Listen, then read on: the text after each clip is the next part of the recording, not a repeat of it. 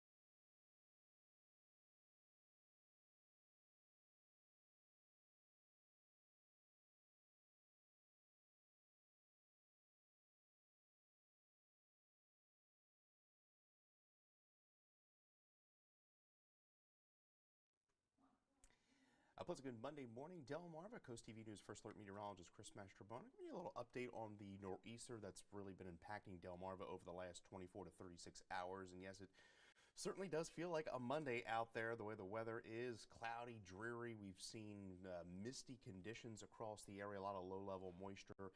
The good news is the highest winds, the heaviest rain is behind us.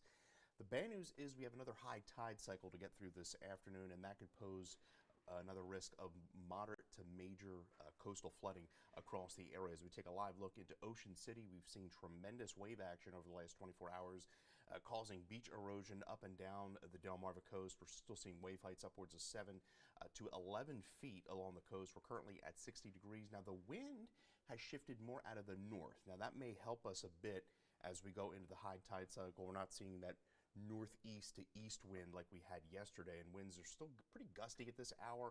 Sustained winds anywhere between about 15 to 25 gusts, upwards of 30 to 50 as we take a live look into Rehoboth now.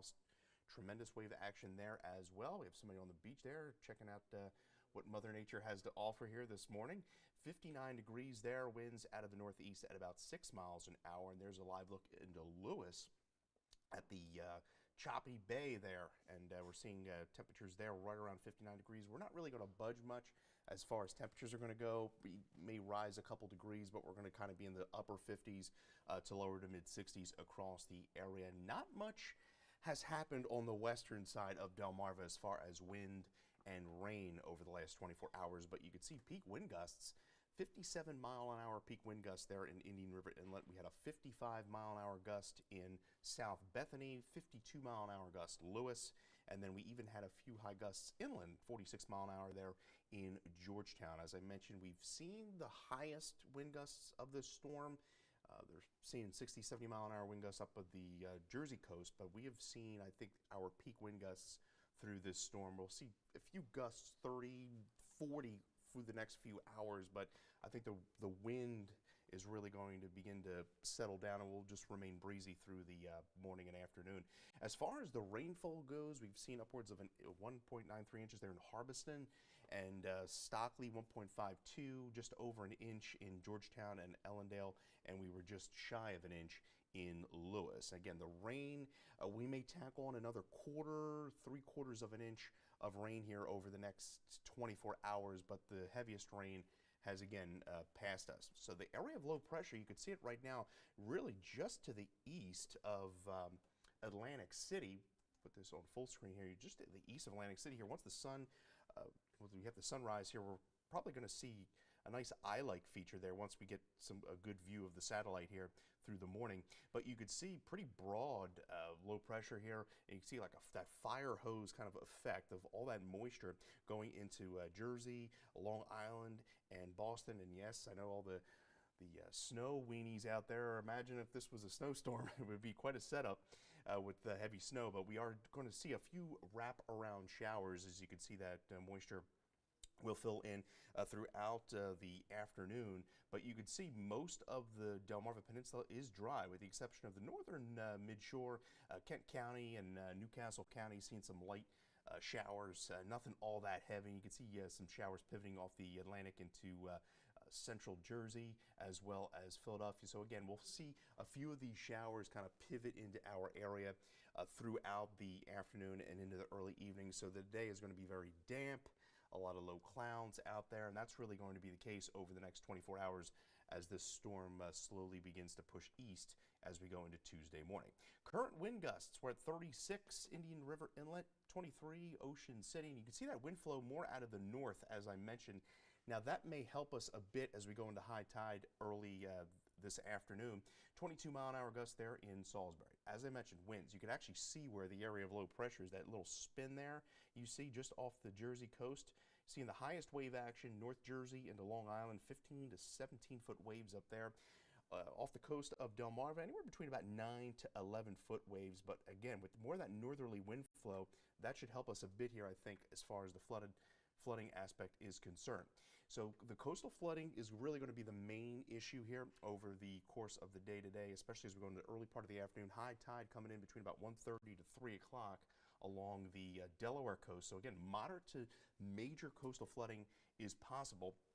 Most of the area, I think, we'll see moderate, but again, we could reach major flood levels on some of those gauges through the early part of the afternoon. Now, the nor'easter is going to begin to exit late tonight through early tomorrow. The clouds, I think, are going to hang on a bit tomorrow once we shed a few showers early in the morning, and it will still be quite breezy with winds gusts anywhere between about 30 to 40 miles an hour. But the good news is we're going to be rewarded. Sunny, brighter days are ahead as we put to midweek. We're going to be back up to near 70. And we're looking at some really nice weather to round out the week and enter the weekend. So we still have that coastal flood warning up through 8 o'clock this evening, and that includes coastal Kent and coastal Sussex County. We also do have the gale warning, and that is up through 6 o'clock Tuesday for the gusts upwards of 35 to 40 miles an hour off the coast. And we also have a coastal flood warning through 6 o'clock tonight. Accomack and Worcester County could see up to 1 to 2 foot of inundation in those low-lying areas. And we do have a gale warning up through that part of Delmarva for another hour. And we have coastal flood advisories. The flooding on the bay side not going to be as bad, but with that wind coming out of the north, we will get to some minor to moderate flooding in and along the Chesapeake Bay through Cambridge, down through Bishop's Head, Nanticoke, and into Crisfield and Smith Island, where that coastal flood advisory is in effect through early tomorrow morning. So as I mentioned, this is really going to be the biggest impact for us through the day today. That coastal flooding threat, moderate to major coastal flooding with the wave action. On top of that, we could see anywhere between about 1 to 3 foot of inundation. We've already seen plenty of that over the course of the last 24 hours through Bowers Beach down through Lewis. We've seen flooding in and across Millsboro and Indian River Inlet, as well as Indian River Bay, and then as well as down to Ocean City. And with that northerly wind flow, that may help us prevent any major coastal flooding. But there's a look at the afternoon high tides coming in. Bowers Beach 318 this afternoon, Lewis 238, Indian River Inlet coming in at 252, and then Ocean City Inlet coming in at 224. Again, minor coastal flooding expected there. So there's that wind flow out of the north through the afternoon. Gusts anywhere between about 33 Dewey Beach to 34 Lewis. As we go in the evening, we'll still see gusts upwards of 25 to 30. And then notice as the winds shift more out of the northeast into Tuesday morning, that's that area of low pressure pushing back out to sea. And that will allow more of a wind flow off the ocean, but still quite breezy tomorrow. We'll see gusts anywhere between about 20 to 30 miles an hour, and then it'll still be a bit breezy into Wednesday, gusts 20, 25, but nothing nearly as windy as we've seen over the last few days. So again, if you're heading out this afternoon through the evening, use caution, avoid any flooded roadways or streets, any of those vulnerable communities that flood through high tide. Keep that in mind as we go into high tide this afternoon, and just take your time out there. We're dealing with a lot of wet roads and some low clouds through the afternoon. So again, not a complete washout of a day. It's going to be very cloudy, gloomy, cool, just very raw, with again a few of those spotty wraparound showers developing this afternoon through the evening, with those winds gusting upwards of about 30 to 40 miles an hour. So as we take you into Futurecast here through the afternoon, you can see that area of low pressure parked off the Jersey coast, and that wraparound rain just funneling into the area through the evening and overnight. And notice the area low pressure pushing further out to the east and weakening. And in doing so, we'll see a few showers early tomorrow morning, but then much more improved by the afternoon. And then that cloud deck, you can see it slowly sinking southward through the day, and then we're looking at sunshine returning by Wednesday. I think that we're going to be socked in the clouds most of the day tomorrow, even though we'll clear the showers out by the early morning time frame. So there's another look at the forecast later on in the week. We're looking at high pressure building in Wednesday, and Wednesday, really nice day. Temperatures around the 70-degree mark, and then we're looking at much cooler air by the end of the week. Highs struggling to get out of the lower 60s with sunshine.